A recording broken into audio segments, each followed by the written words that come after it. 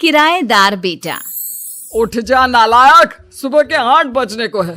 तुझे एग्जाम नहीं देना क्या? थोड़ी देर और सोने दीजिए ना पापा। तू उठता या फिर मैं तेरे ऊपर पानी फेंकूं? रोज गधों की तरह सोता रहता है, पेपर की कोई टेंशन ही नहीं है।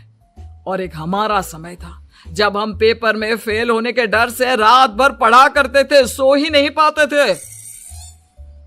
तो क्या अब आप उसका बदला मुझसे लेंगे? मैं 15 मिनट बाद उठ जाऊंगा, आप प्लीज जाइए, मुझे डिस्टर्ब मत कीजिए। इतना कहकर रौनक रजाई ढककर फिर से सो जाता है। तू वैसे नहीं मानेगा, रुक मैं अभी पानी लेकर आता हूं। बस फिर क्या था, इतना कहकर वो भागते हुए बाथरूम में जाते हैं और पानी की एक बड़ी सी बाल्टी लाकर रौनक के ऊपर फेंक देते हैं। पानी पड़ते ही रौनक झट से उठ जाता है। ये आपने क्या किया पापा? अब तो उठेगा नहीं तो यही करना पड़ेगा ना। वैसे थैंक्स डैड, आपके कारण ना अब मुझे नहाने की भी जरूरत नहीं पड़ेगी। चलिए अब आप माँ से बोलकर मेरे कपड़े निकलवा दीजिए, तब तक मैं ब्रश कर लेता हूँ। वैसे कल ना आप एक काम और करना, नहलाने के साथ साथ मुझे ब्रश भी करवा देना। ये ब्रश करने में ना मुझे बहुत आलस आता है। रौनक की बातों से अरविंद का मुंह खुला का खुला रह जाता है। वो अपनी पत्नी कमला के पास जाता है और रौनक की हरकतों के बारे में बताता है, जिसे सुन उसकी पत्नी हंसने लगती है। तुम अपने बेटे को समझाने के बजाय हंस रही हो।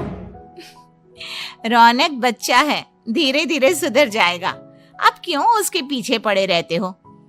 अभी नहीं सुधरेगा तो कब सुधरेगा? 10वीं क्लास में है रौनक, वो अब कोई बच्चा नहीं रहा। अरविंद की इतना बोलते ही वहां रौनक भी आ जाता है। क्या डैड, मैंने आपको एक काम दिया था, वो भी नहीं हुआ आपसे। अरे क्या हुआ बेटा? माँ, मैंने डैड से बोला था कि वो आपको बोलकर मेरे स्कूल की यूनिफॉर्म निकाल दे, लेकिन मेरे पीछे पड़ने के अलावा इनसे एक काम ढंग से नहीं होता। देख रही हो कमला, देख रही हो अपने लाडले को? अरे आप चुप रहिए जी। चलो बेटा, मैं तुम्हें कपड़े निकाल कर दे देती हूँ। बस ऐसे ही साल पर साल बीतते जाते हैं, लेकिन रौनक के रवैये में कोई बदलाव नहीं आता। वो पहले से भी ज्यादा आलसी और पूरी तरह अपने माता पिता पर निर्भर हो जाता है।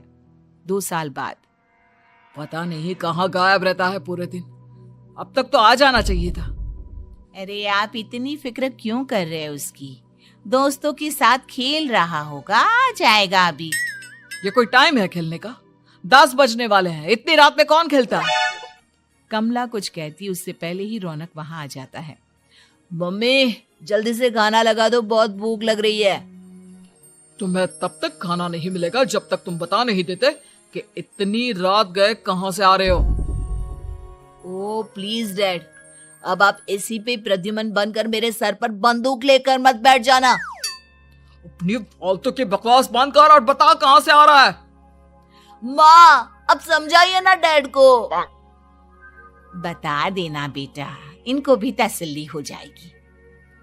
आप बोल रही हैं तो बता देता हूँ, मैं दोस्तों के साथ मूवी देखने गया था, इसलिए देर हो गई।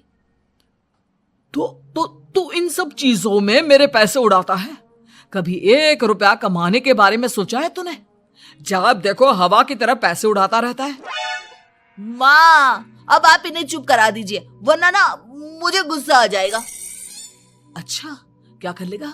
बता ना क्या कर लेगा तू? वैसे बात तो ठीक ही है, मैं कर ही क्या सकता हूँ। पैसे तो फिर भी मैं आपसे ही मांगूंगा ना। चलिए अब ये सब बात छोड़िए और मम्मी मेरे लिए खाना लगा दीजिए। अभी लगा देती हूँ बेटा। मैं बता रहा हूँ कमला, एक दिन ये ऐसे ही बिगड़ जाएगा। ओफो, आप क्यों इतना पीछे पड़े रहते हो मेरे बच्चे के? बात की बाद में देखेंगे, अभी आप शांति से उसे खाना खाने देंगे। अगले दिन डैडी मुझे 10,000 रुपए चाहिए। हाँ? अब इतने पैसे क्यों चाहिए तुझे? डैड आप बिना सवाल किए कभी पैसे नहीं दे सकते क्या? जब तक तू बताएगा नहीं तुझे पैसे भी नहीं मिलेंगे। अरे अब आप अपने बेटे को पैसे भी नहीं दे सकते? नालायक, तेरी उम्र के लोग नौकरी करते हैं और एक तू है जो नौकरी करने का नाम ही नहीं लेता कभी। आप लोगों के होते हुए भला मैं नौकरी क्यों करूं? अरे हम कब तक पैसे देंगे तुझे? तुझे भी तो अपने पैरों पर खड़ा होना होगा ना। कौन सा उधार के पैरों पर खड़ा हूं? अपने ही तो पैरों पर खड़ा हूं मैं। इसी तरह रौनक दिन प्रतिदिन लापरवाह होता जाता है। उसकी लापरवाही को देखते हुए अरविंद और कमला अपने बेटे की शादी कराने का फैसला लेते हैं और 1 महीने के अंदर अंदर ही रौनक की शादी मेघा नाम की लड़की से करा देते हैं। शादी के कुछ दिन बाद, रौनक, मुझे एक अच्छी सी साड़ी चाहिए, आप ला दोगी ना? हाँ, क्यों नहीं। कितने तक की आती है साड़ी? यही करीब 5,000 तक की। तुम चिंता मत करो, मैं आज ही डैडी से पैसे मांगकर तुम्हारे लिए साड़ी ले आऊंगा। आप कब तक ऐसे ही अपने पापा से पैसे मांगते रहेंगी?